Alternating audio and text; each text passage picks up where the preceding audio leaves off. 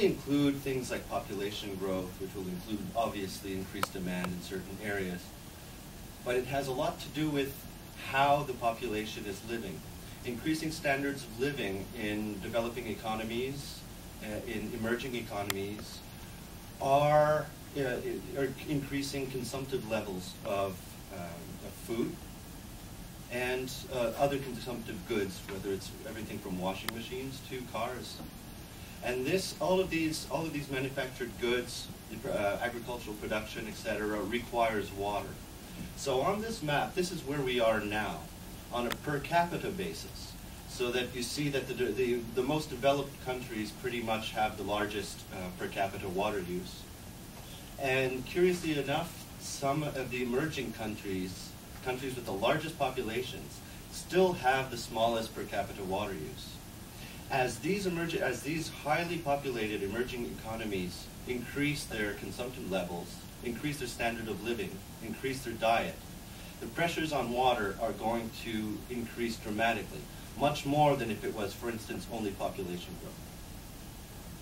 And there are several other factors. I only mentioned standard of living, but there are several others.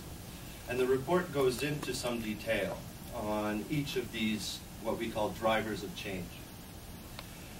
In fact, this is one of the innovative approaches that this third World Water Development Report takes, which the two previous ones did not. It really looks at these external factors that are increasing pressure, increasing stress on the water systems. I already mentioned population growth, but another, perhaps arguably more important, depending on your point of view and where you live, is migration and urbanization.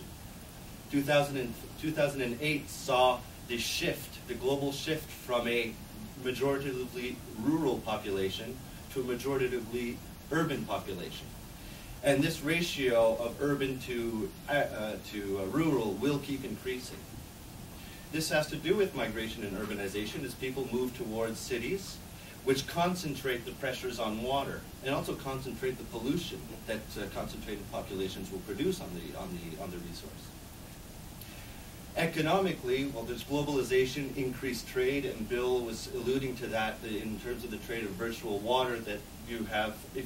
Some places you simply don't have enough water to grow or to produce or to manufacture those goods that you would want.